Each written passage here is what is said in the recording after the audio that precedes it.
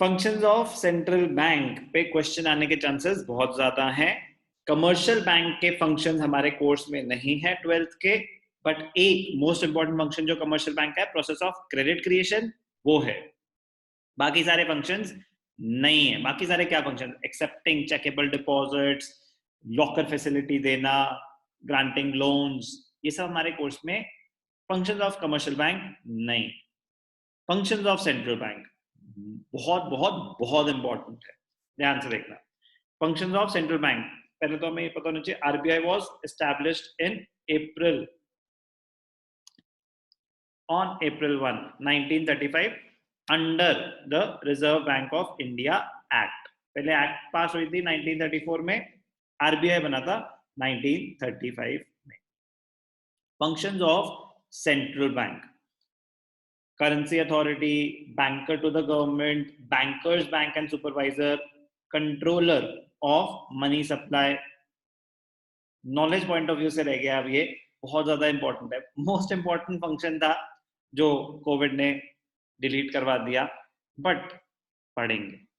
Custodian of foreign exchange reserves. ऐसा बड़ी rarely होता है कि what are the functions of central, या explain the functions of central bank, ऐसा बड़ी रेयरली होता है। वो किसी भी एक फंक्शन पे क्वेश्चन बना के पूछ सकते हैं कि explain RBI as a currency authority, what is the, why is RBI referred as the bank of issue। तो कोई भी एक फंक्शन एक्सप्लेन करने को आ सकता है। ध्यान से देखना, functions of central bank. As the central bank of the country, the RBI performs the following functions. Number one, currency authority, bank of issue. Central bank has the sole authority. Central bank has the sole authority for the issue of currency in the country. Central bank has the sole authority. In India, RBI has the sole right of issuing paper currency notes, except 1 rupee notes and coins. RBI has the sole authority to issue currency notes.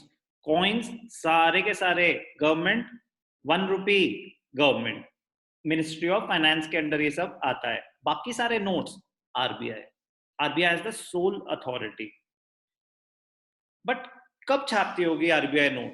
Government approach करती है RBI को, whenever the government faces a deficit in the budget, तो वो अपना deficit finance कराते हैं। इस process को बोलते हैं डेफिसिट फाइनेंसिंग।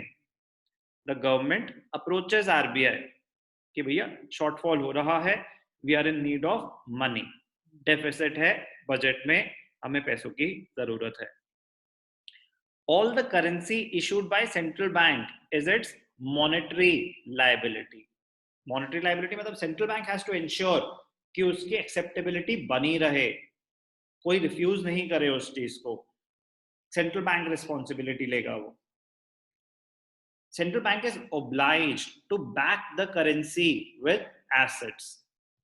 जब करेंसी इशू हो रही है, नोट छाप रहे हैं, तो RBI central bank commercial banks को दे रहा है, गवर्नमेंट के थ्रू रूट होगा तो गवर्नमेंट को दे रहा है, ठीक है ना? ऐसे दे देगा? नो, गवर्नमेंट को सिक्योरिटी देनी पड़ती है कि अगर वो चाहते हैं कि 1 लाख करोड़ प्रिंट हो, तो 1 लाख करोड़ की सिक्योरिटीज देनी पड़ेंगी गवर्नमेंट को आरबीआई के पास। गोल्ड की फॉर्म में हो सकता है, कुछ भी हो सकता है, but the currency which RBI is issuing, it must be backed by assets। इसका मतलब ये होता है ताकि एक पब्लिक कॉन्फिडेंस बना रहे, वरना ऐसा होगा कि आप तो नोट छापे जा रहे हो, कह रहे नहीं हमारे पास इतने एसेट्स हैं, हमारी करेंसी की वैल्यू ऐसे नहीं खत्म हो जाएगी। तो उसकी वैल्यू बनाना, मेंटेन करके रखना सेंट्रल बैंक का काम। Assets may consist of gold coins, billions, securities, foreign और domestic government securities। तो assets में कुछ भी आ सकता है, गवर्नमेंट प्रोवाइड कर रही है आरबीआई को। What are the advantages of having a sole authority? It leads to uniformity in note circulation। एक ही के पास अथॉरिटी है तो एक यूनिफॉर्मिटी, एक फेज्ड मैनर में सर्कुलेशन होगी नोट्स की. It gives central bank power to influence the money supply. अब क्योंकि सोल अथॉरिटी है तो वो मनी सप्लाई को कंट्रोल कर सकते हैं कि जब चाहे वो सप्लाई बढ़ा सकते हैं, और आगे जाके हम टूल्स पढ़ेंगे कैसे वो रिस्ट्रिक्ट भी कर सकते हैं. अब नोट तो जो छप गए वो तो छप गए, नोट थोड़ी ना वापस आ जाएंगे, नोट वापस नहीं आ सकते, but they create a situation in which the people are forced to deposit the money in the bank, तो सर्कुलेशन से थोड़ा सा कम हो जाता है. So it gives central bank the power to influence the money supply, because currency with the public is a part of money supply. It enables the government to have supervision and control over the central bank. It ensures public faith. It ensures public faith in the currency system. It helps in stabilization of internal and external value of currency. तो public faith क्यों को, public faith कब enhance होता है? जब RBI takes the responsibility कि हम अपनी करेंसी की वैल्यू डिटीरियरेट नहीं होने देंगे. It has been sufficiently backed by assets. तो it also helps in stabilization of internal and external value of currency. Central bank is also authorized to borrow money from central government. Central government is authorized to borrow money from the central bank. When the government incurs, तो ये पता है ना note कब छपते हैं, ऐसे RBI अपनी मर्जी से नोट नहीं छापेगा. The central government approaches the central bank.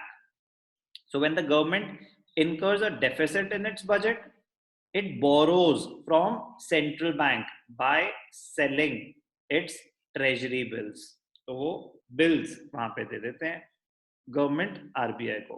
When the central bank acquires these assets, it issues new currency. So ये जो यहाँ पे था, the central bank is obliged to back the currency with assets of equal value.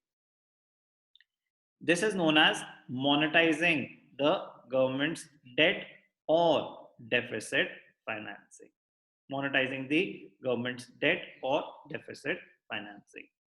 तो functions of central bank में पहला function क्या है? Bank of issue. Central bank has the sole authority to issue currency, except ₹1 के note नहीं और coins नहीं. वो कौन करेगा? Ministry of finance.